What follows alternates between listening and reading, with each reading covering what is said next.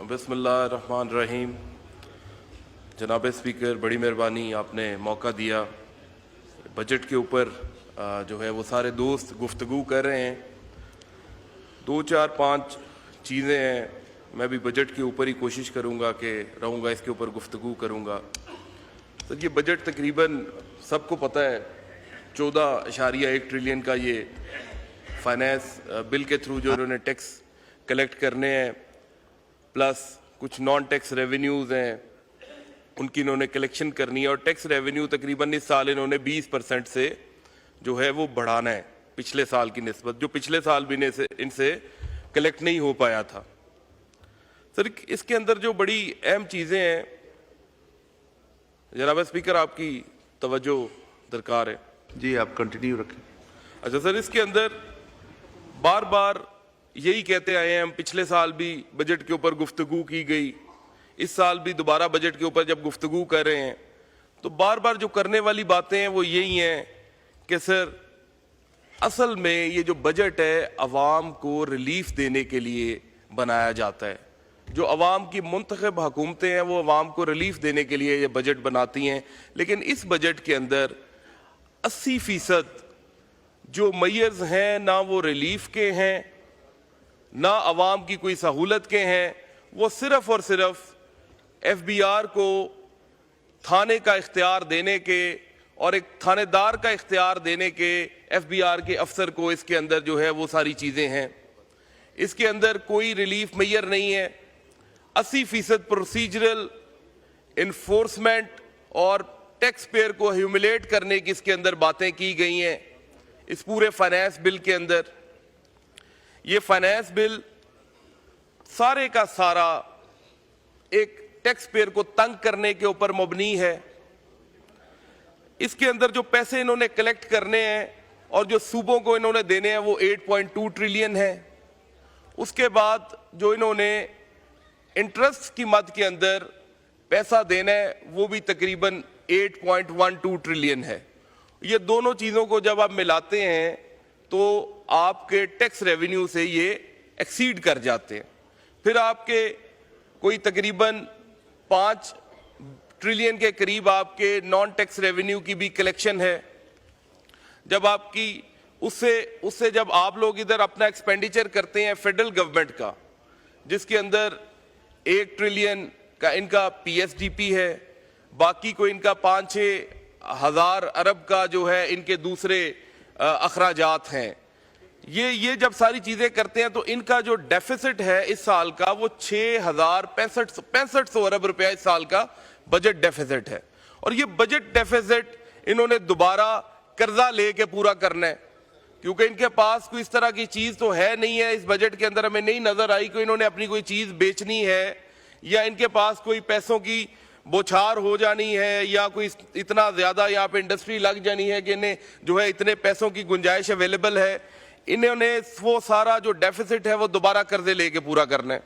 इस वक्त जो डोमेस्टिक डेट है पाकिस्तान का वो तकरीबन 51,000 अरब रुपए है, जिसके ऊपर ये तकरीबन 7,000 अरब सालाना जो है वो इंटरेस्ट पेमेंट्स की मद के अंदर लोकल बैंक्स को देते हैं। उसके बाद 25,000 अरब तकरीबन जो है पूरा टोटल मिलाए तो 76,000 अरब हमारा कर्जा है पाकिस्तान का। 25,000 अरब हमारा एक्सटर्नल डेट है जो फॉरेन बैंकों से या फॉरेन इंस्टीट्यूट से, लेंडर से जो है वो लिया हुआ है। उसके ऊपर तकरीबन हमारा 1 ट्रिलियन के करीब जो है वो इंटरेस्ट पेमेंट्स बनती हैं, जो हम सालाना इस साल के हमने बजट के अंदर वो पेमेंटें रखी हैं। ये कुल मिला के 8100 अरब के करीब ये तकरीबन ये तखमीना जो है इंटरेस्ट पेमेंट्स के इस बजट के अंदर।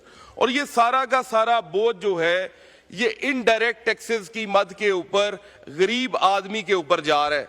पाकिस्तान के अंदर आपकी सारी की सारी टैक्स कलेक्शन जो है तकरीबन इनडायरेक्ट है। ये सेल्स टैक्स के पैसे हों, रेगुलेटरी ड्यूटी के पैसे हों, एडिशनल कस्टम ड्यूटी के पैसे हों, ये सारे और कस्टम ड्यूटी के ये सारे पेट्रोलियम डेवलपमेंट लेवी के ये सारे इनडायरेक्ट टैक्सेस हैं जो अमीर और गरीब की कोई तफरीक नहीं करते। इसका इफेक्ट जो है वो एंड कंज्यूमर के और पूरे पाकिस्तान की अवाम पे जाता है। वो ये नहीं देखता कि ये अमीर आदमी चीज़ खरीदेगा या गरीब आदमी। इनकम टैक्स जो इन्होंने तकरीबन 6,500 अरब की कलेक्शन करनी है इस साल, बकौल इनके ये कहते हैं कि दैट इज डायरेक्ट टैक्सेशन, लेकिन सर उसके अंदर 80% ये विद होल्डिंग टैक्स की मद के अंदर कलेक्शन करते हैं, बच्चों की फीसों के ऊपर, बिजली के बिलों के ऊपर, फोन के बिलों के ऊपर, मोबाइल के बिल के ऊपर, हर किस्म का परचेजेस सेल्स जो है वो with holding tax, with holding agent इन्होंने पूरे पाकिस्तान को एफबीआर का विद होल्डिंग एजेंट बनाया हुआ है। तनख्वाहदार तबके का विद होल्डिंग एजेंट उसका एम्प्लॉयर है। इस तरह से 80% आपका इनकम टैक्स जो है विद होल्डिंग एजेंट्स के थ्रू कलेक्ट होता है। तो यह कहना बिल्कुल गलत नहीं है कि आपका टैक्स रेवेन्यू 80% इनडायरेक्ट टैक्सेशन के ऊपर मबनी है। और सर ये बहुत बड़ी ज्यादती है इस मुल्क के साथ, इस पाकिस्तान के साथ और उसकी अवाम के साथ, और उस गरीब अवाम के साथ ज्यादती है जिसके ऊपर ये अभी 18% सेल्स टैक्स लगाने जा रहे हैं सोलर पे। सर एक गरीब आदमी 3 प्लेटा लैंदा है, अपना बिजली का बिल तो जान छुड़वा लैंदा है, ओदी विचारे दी एवरेज इनकम ही महीने दी 20-25 हज़ार रुपए है, वो बिल देवे, वो बच्चों के स्कूल की फीस देवे, वो जनाब उन्होंने चंगी रोटी खवावे, उन्होंने हेल्थ का इंतजाम करे कि सर वो बेचारा जेड़ा है अपनी जिंदगी गुजारे, कपड़े लवे, उदियां भी सर ढेर ख्वाहिशात ने, साडियां इतनियां ख्वाहिशात हुंदियां ने, वो गरीब आदमी की ख्वाहिशात की है कि असी टाइम नाल रोटी खा लवीए 3 टाइम की, इस तो बाद कोई ख्वाहिश नहीं है।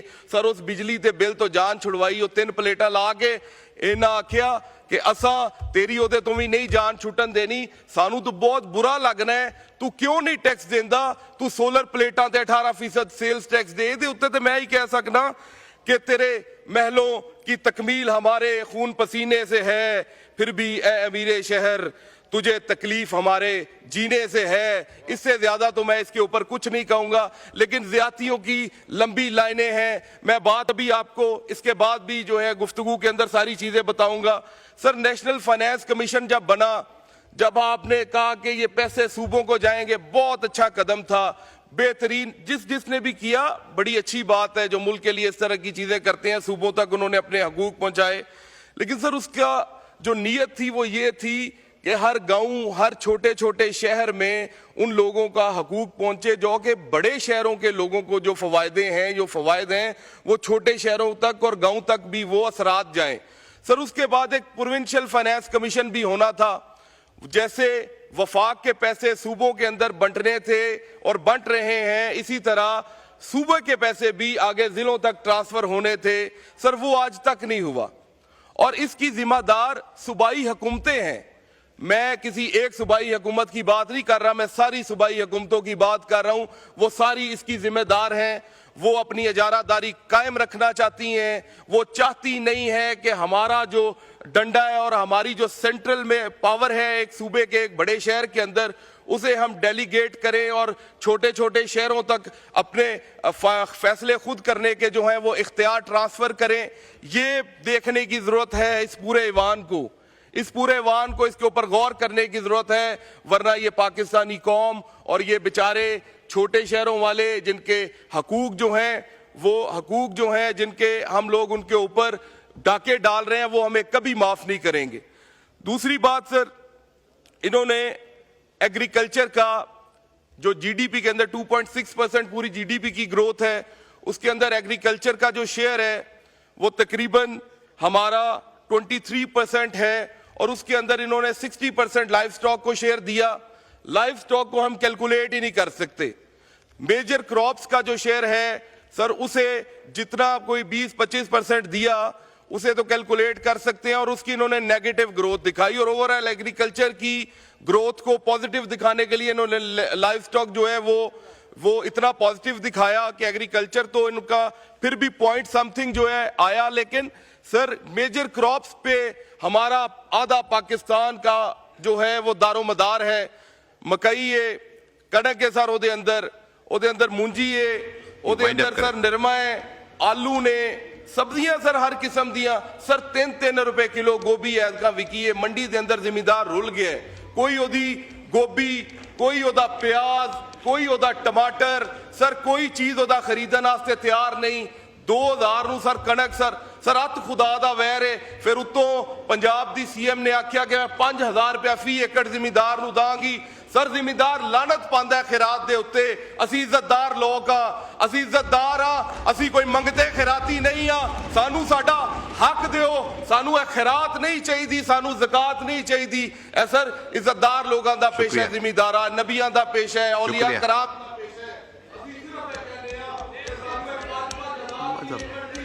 वाइंड अप करें, आपको मौका दिया। सर मैं गुफ्तगू कर रहा हूं सर, आपकी मेहरबानी है सर। मैं कह रहा हूं कि ये नबियों का पेशा है, टाइम की पाबंदी रखें प्लीज। सर ये नबियों का पेशा है। मैं कहता हूं कि जिम्मेदार को उनका हक दें।